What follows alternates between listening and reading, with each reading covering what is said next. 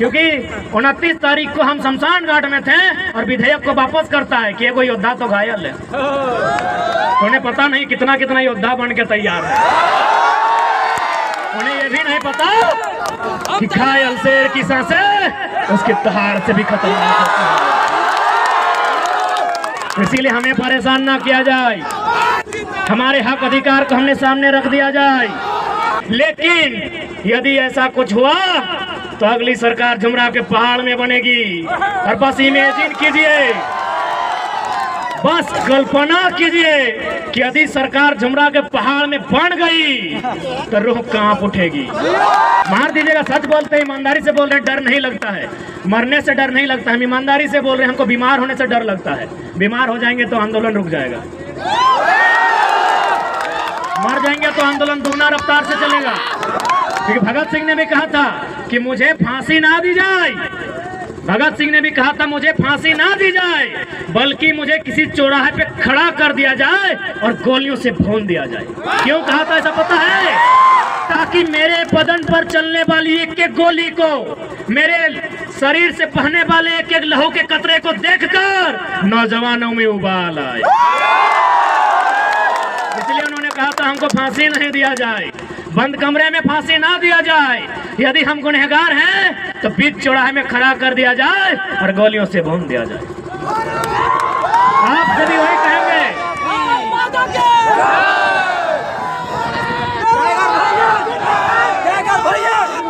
इसलिए आप सभी निवेदन करेंगे, आप ड्यूटी कीजिए, आपकी ड्यूटी का सम्मान करते हैं, हम लोग आंदोलन करते हैं, हमारे आंदोलन का भी कोऑपरेट कीजिए। तो कुछ नहीं मिलेगा, पैसा बटुआ में नहीं रखे हैं भैया। जितने भी पुलिस के भैया लोग आए सब तो बड़े हैं दादा साहब, पैसा बटुआ में नहीं रखे हैं, पैसे एसबीआई में रखे हैं। किसका होने वाला है पता है ना? वही तो लड़ाई लड़ रहे हैं, छात्रों के लिए लड़ाई लड़ रहे हैं, किसानों की बात कर रहे हैं, काहे डिस्टर्ब कर रहे हैं? खैर डिस्टर्ब नहीं होंगे, डिस्टर्ब नहीं होंगे। यहाँ तो माननीय कोर्रा थाना के प्रभारी फोन किए थे, सिंदरी में 12 गो थाना का पुलिस खड़ी थी। सिंदरी गए थे आंदोलन करने के लिए, वहाँ के एसडीपीओ 12 थाना की पुलिस और 150 जवानों के साथ खड़ी थी। हमने एक ही लाइन कहा कि डीएसपी साहब सामने आइए, अरेस्ट कर लीजिए, लेकिन उससे पहले एक लाइन बता दीजिए, ये जो जमीन आप खड़ा है गांधी मैदान से दुगना जमीन था जहां सभा हो रही थी, बोले ये जमीन हमारे पुरखों की है और इस कंपनी ने 2 रुपया डिसमिल लिया है, क्या आपका बाप का जमीन लिया है? हमने एक लाइन कहा था माननीय डीएसपी साहब को कि डीएसपी साहब उतना मेहनत क्या करते हैं, अरेस्टिंग करना है एकदम आके अरेस्टिंग कीजिए, हम लोग भागेंगे नहीं, लेकिन एक लाइन में उत्तर दीजिए, जिस जमीन में आकर आप खड़े हैं ये हमारी पुरखों की है, इसे 2 रुपया डिसमिल लिया गया है, क्या आपके बाप दादा की जमीन इस तरह ली गई है? और उसके बाद भी आपको दिक्कत नहीं है तो आइए ना, हम तो शमशान घाट में एक सप्ताह में एक बार मिल जाते हैं। लाइव नहीं देखे वीडियो क्या?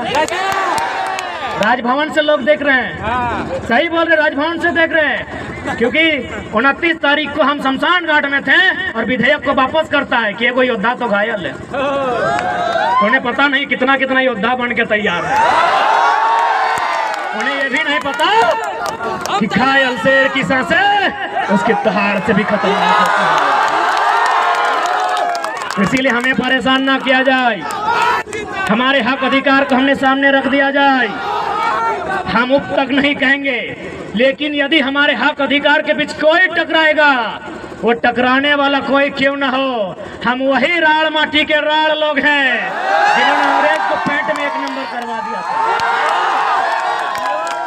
इतिहास याद कीजिएगा, हुक्मरान में बैठे लोग 1757 में इंडियन भारत की सरजमी में बैटल ऑफ प्लासी हुई थी, बंगाल के क्षेत्र में अंग्रेजों के सामने उठा के पटक दिए गए भारत के लोग।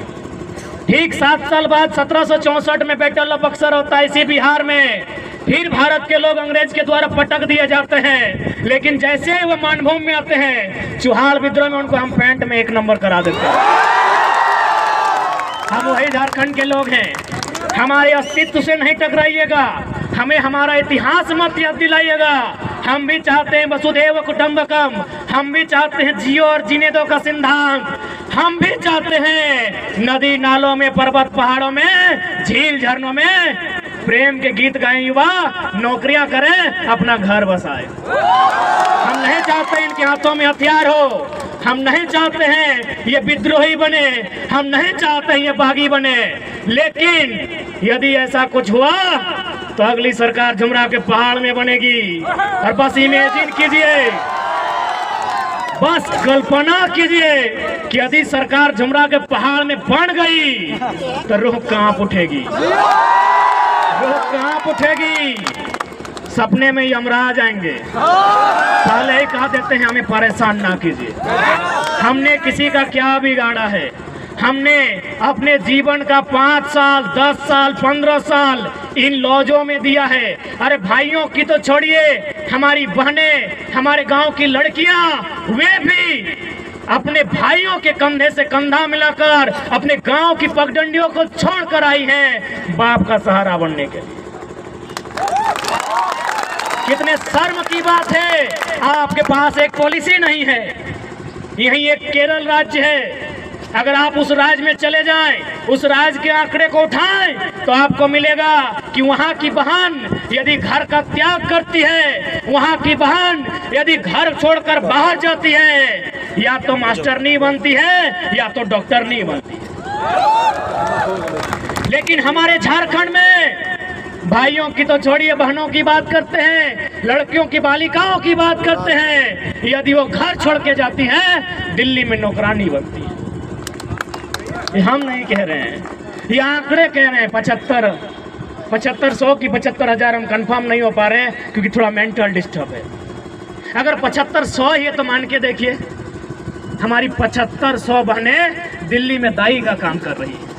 अभी उस राज्य में जहां कहीं कोयला, जहां कहीं सोना, जहां कहीं अभ्रक, कहीं यूरेनियम, कहीं तांबा, कहीं लोहा, उस राज्य में हमारी बहनें दिल्ली में नौकरानी का काम करती हैं। कितना शर्म की बात है राज्य सरकार के लिए, कितनी शर्म की बात है इन आईएएस के लिए, जिनको आईएएस नहीं गधा बोला जाए। आपके लिए एक पॉलिसी है, आपके पास एक पॉलिसी नहीं है। और भी तो राज्य हैं, नागपुर में एक आईएएस अधिकारी रहते हैं झारखंड के। अरे ऐसा मत सोचिए कि हम लोग बच्चा, यहाँ बच्चा है, छोटा बच्चा जान समझ के ना टकराना रे। बड़ा लोग भी हम लोग को टेलीफोन करता है। एक खनन अधिकारी है जो आईएएस हैं, रांची के हैं, उनका पोस्टिंग है नागपुर में। उन्होंने हमें टेलीग्राम में एगो लेटर भेजा, उसमें शायद एनसीएल या कोई कंपनी